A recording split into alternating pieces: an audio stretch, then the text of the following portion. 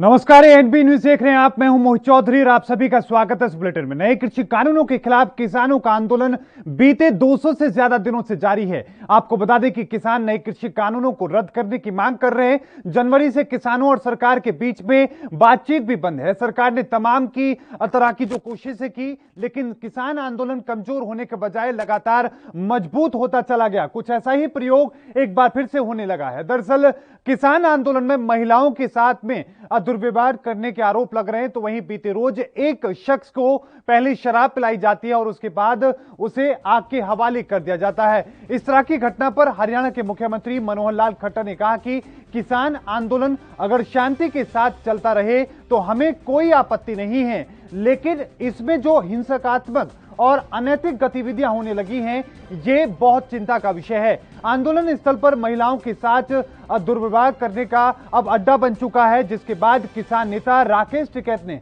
दावा किया है कि किसान शांतिपूर्ण तरीके से आंदोलन कर रहे हैं। हमारा आंदोलन शांतिपूर्ण तरीके से चल रहा है। महिलाओं के साथ दुर्व्यवहार की घटना हमारे संज्ञान में नहीं आई है। अगर किसी के साथ ऐसा हुआ है तो सरकार हमें बताए, हम जांच करेंगे और फिर कार्रवाई करेंगे। तो वहीं आपको बता दें कि बीते रोज की जो घटना है, जहां पर एक शख्स को पहले शराब पिलाई जाती है और उसके बाद आग के हवाले कर दिया जाता है, उस घटना को लेकर राकेश टिकैत ने कहा कि इस घटना की जांच होनी चाहिए। अगर उस शख्स ने आत्महत्या की है तो भी यह गंभीर मामला है। अगर उसे किसी ने शराब पी करके आग के हवाले करने की कोशिश की है तो यह भी गंभीर मामला है।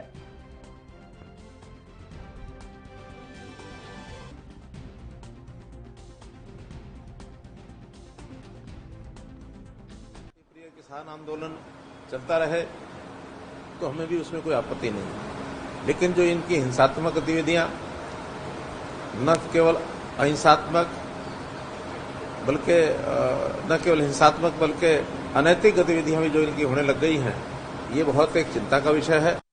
इससे सारा मैंने अवगत कराया उनको। टिकरी बॉर्डर हो, सिंगू बॉर्डर हो, जिस प्रकार स्थानीय लोगों का विरोध वो करते हैं और स्थानीय विरोध भी उनका विरोध करने लगे स्थानीय लोग भी, और अनैतिकता की तो सीमा हो गई है। कई घटनाएं उसमें आ गई हैं, आपको भी उसकी जानकारी है ही। चाहे वो बंगाल की युवती के साथ हुआ हो, चाहे एक विदेशी महिला के साथ छेड़खानी की बात आ रही है, और अभी अभी तो हमको जानकारी मिली है कि वहां इस प्रकार बहुत एक रूटीन का अड्डा भी बन गया है महिलाओं के साथ व्यभिचार का। अब और कोई एलिगेशन नहीं लगा तो इस तरह के एलिगेशन लगाएगी। किसान पूर्ण रूप से वहां पर शांतिपूर्ण तरीके से है। कोई घटना हो रही है उसकी जांच हो घटना की। हम ऐसे उसके ना समर्थक है और हमारा आंदोलन शांतिपूर्ण तरीका का है। ये इस तरह के एलिगेशन सरकारों को नहीं लगाने चाहिए। वहां पे 500 से ज्यादा लोगों की शहादत हुई है। एक बार उस पर भी खट्टर साहब बोल देते कि 500 लोग वहां पे शहादत हुई है और उनके प्रदेश में बैठे हुए हैं। हमारी नॉलेज में तो नहीं आया यहाँ पे कोई कि दुर्व्यवहार कहीं वहां पे हुआ है। कोई हुआ होगा तो वे बतावे, उसकी पूर्ण रूप से हम भी जांच करेंगे, उसके खिलाफ कार्रवाई करेंगे। एक महिला की वहां पे जो पहले एक जो घटना हुई थी उसकी पूर्ण रूप से रिपोर्ट दर्ज करवाई संयुक्त मोर्चे ने, और उसमें शायद 1 या 2 लोग।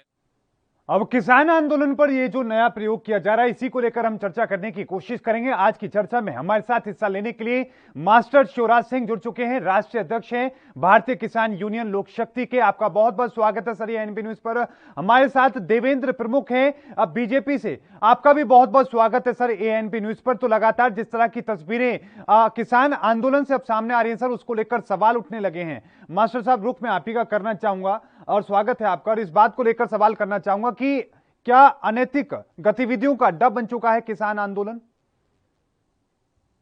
देखो, धन्यवाद आपका। मैं ये कहना चाहता हूँ, कोई भी संगठन हो, संगठन सेवा के लिए, समाज की आवाज उठाने के लिए जी। किसी भी संगठन ने आज तक किसी अनैतिक कार्य का समर्थन नहीं किया होगा।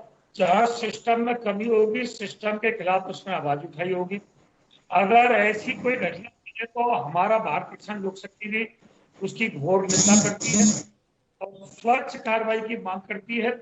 स्वच्छ जांच हो, स्वच्छ कार्रवाई हो, लेकिन आंदोलन को बदनाम करने का प्रयास न किया जाए।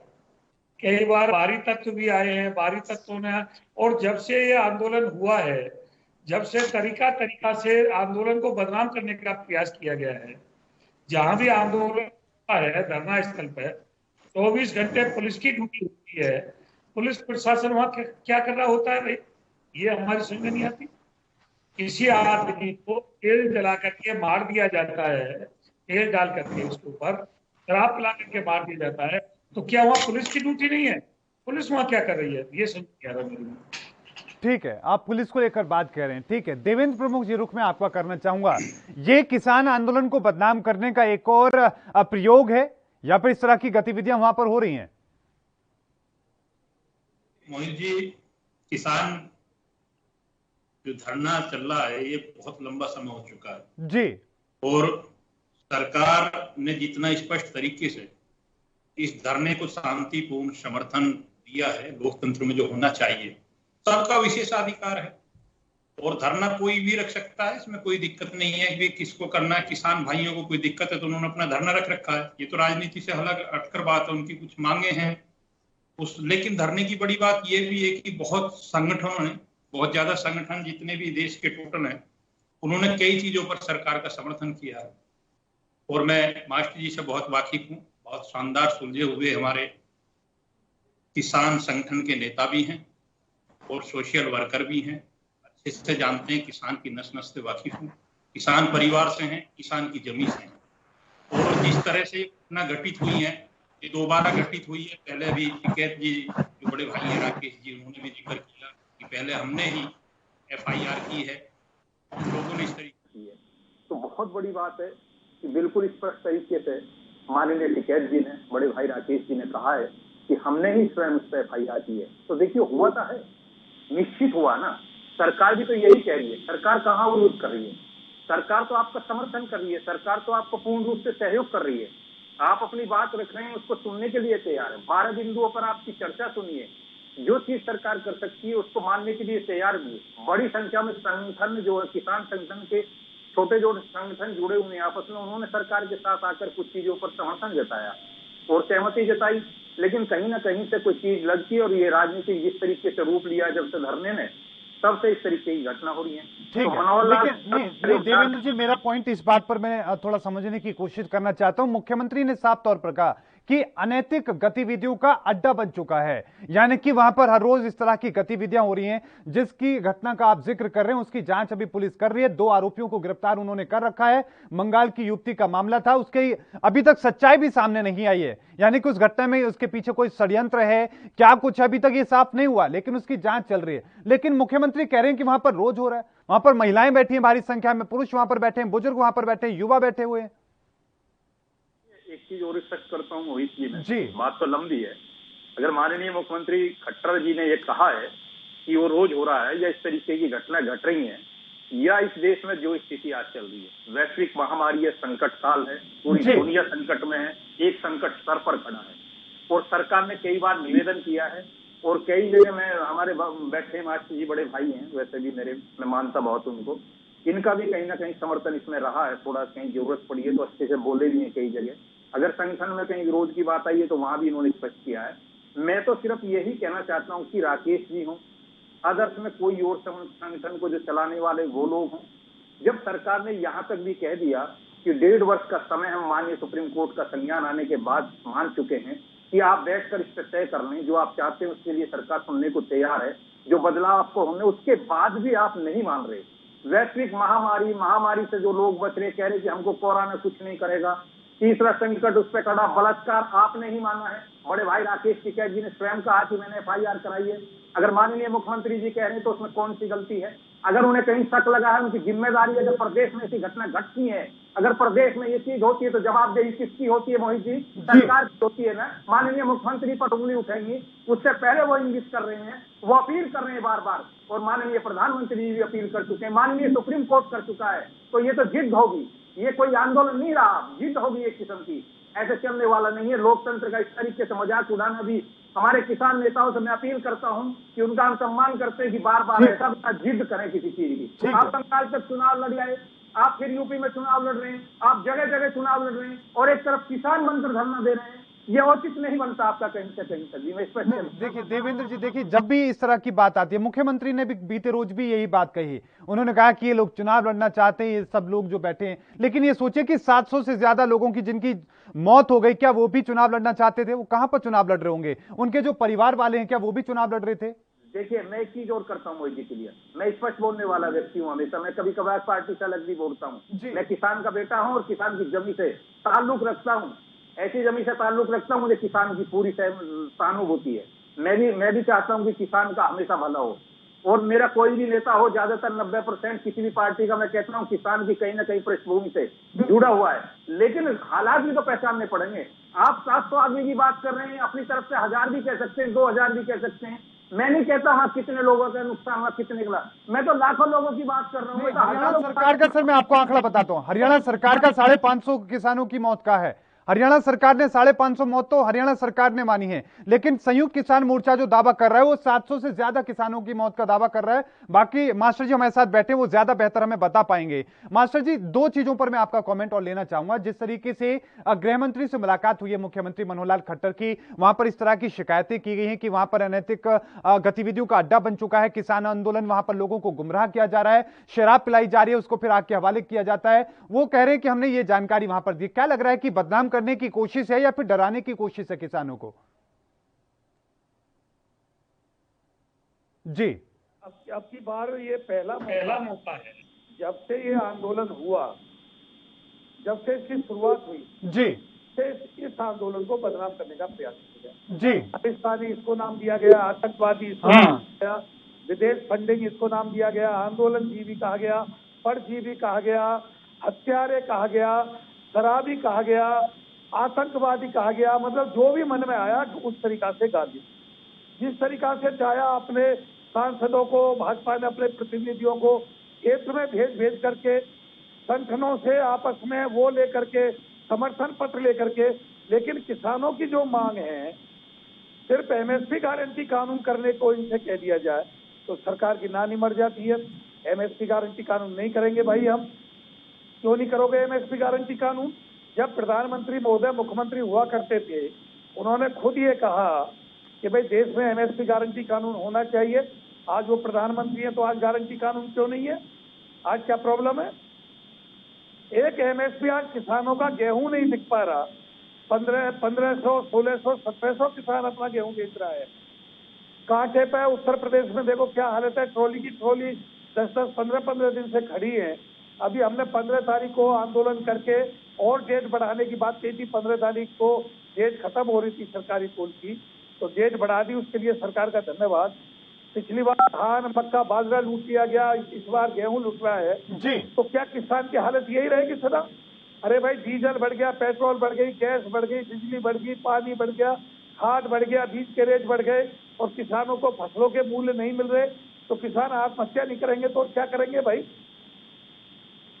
लेकिन सर समय का तकाजा भी होता है। देश ऐसे वक्त से गुजर रहा है जब लोगों की जिंदगी लगातार जा रही है, लोग चपेट में आ रहे हैं कोरोना जैसी गंभीर बीमारी से। ऐसे में क्या लग रहा है कि हमें बहुत संवेदनशीलता का परिचय देना होगा? हमने सरकार से आगे बढ़ के काम किया, हमारे संगठनों ने जी, हर तरीका से हमने सरकार के साथ रहे।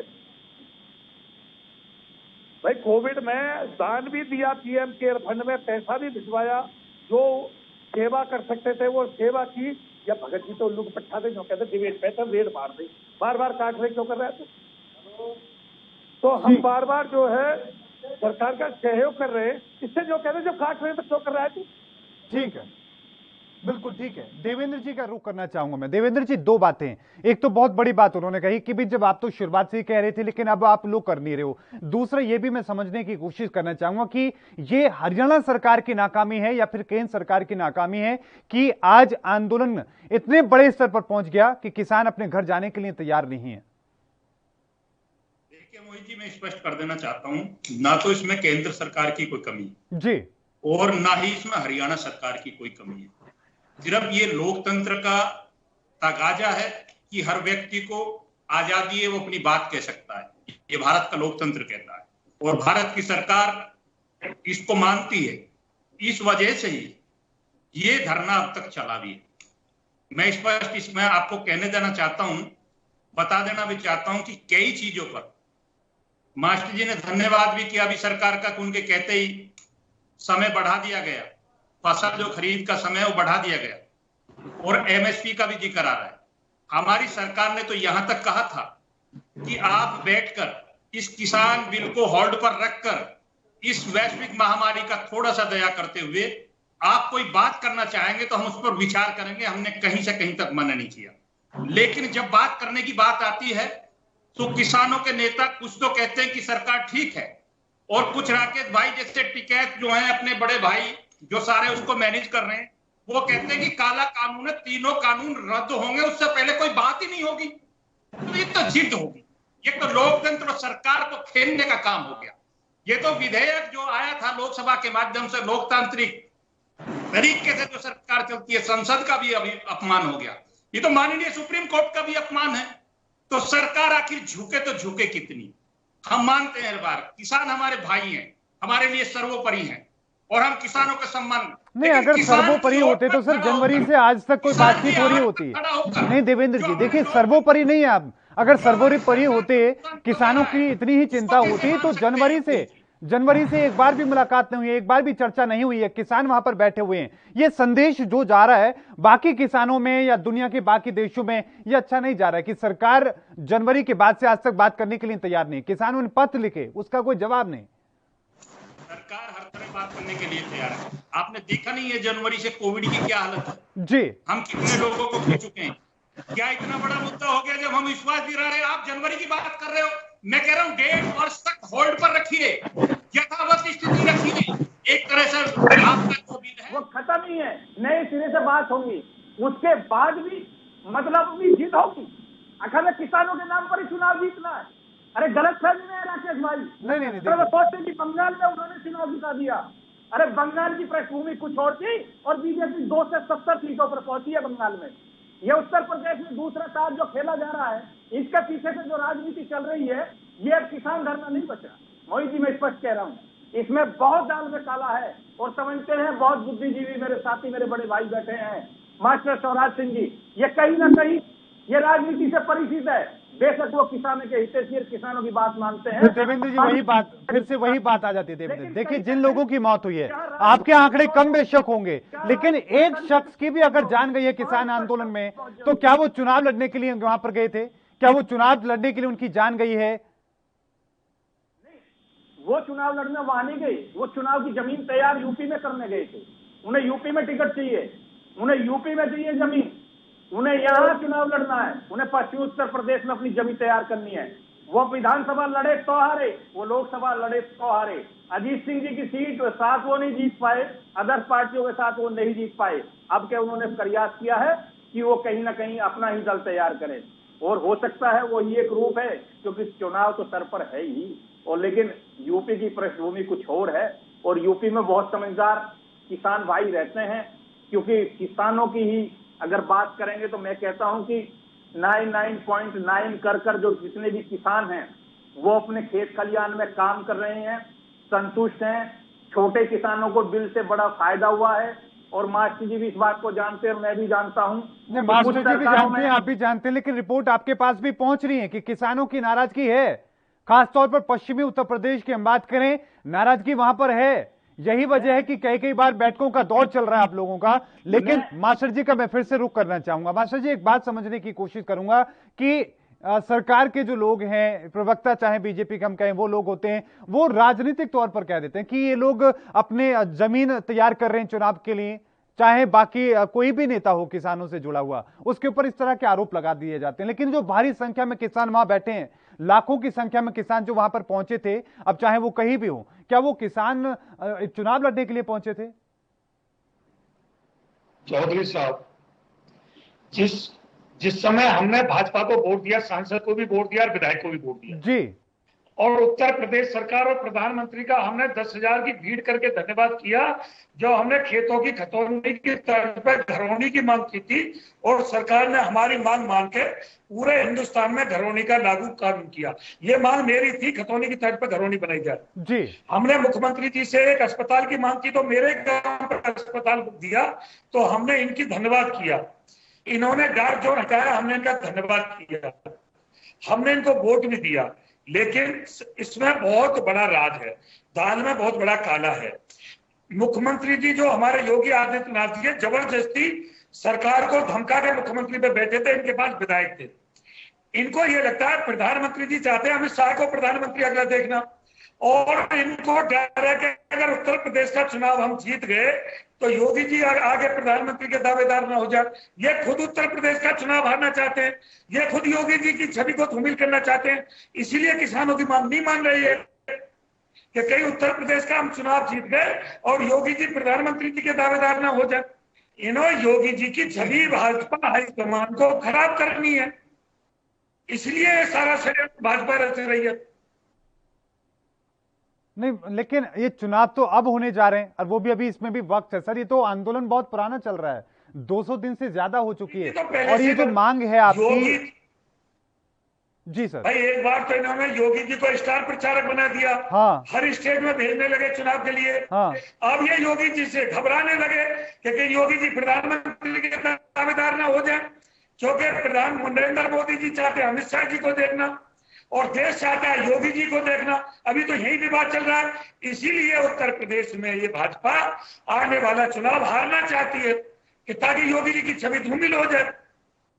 चलिए, ये आपका अपना समीकरण होगा, हालांकि इस पे हम चर्चा नहीं करना चाह रहे। देवेंद्र जी, मैं रुख आपका करना चाह रहा हूं। मैं एक बात समझने की कोशिश करना चाह रहा हूं कि हो सकता है।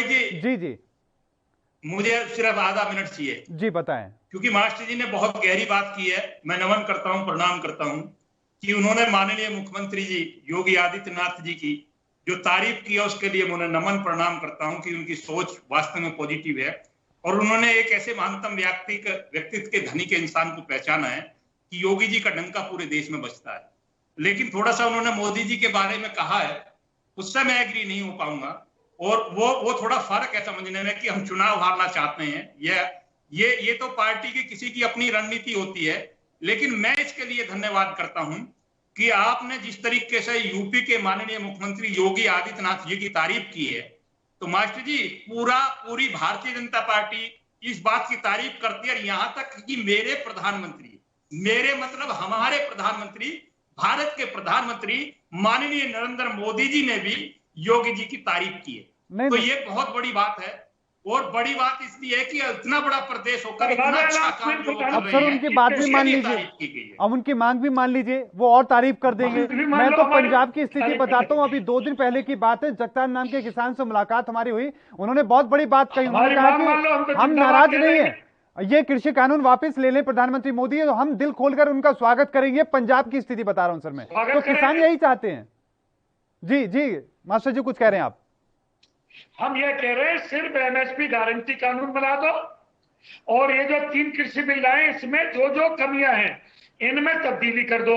हम खुद जिंदाबाद करेंगे खुले मन से आकर के। बताइए देवेंद्र जी, और कितना खुला दिल चाहिए आपको किसानों का, कितना खुला दिल चाहिए? एक चीज बहुत शानदार निकल कर आई है।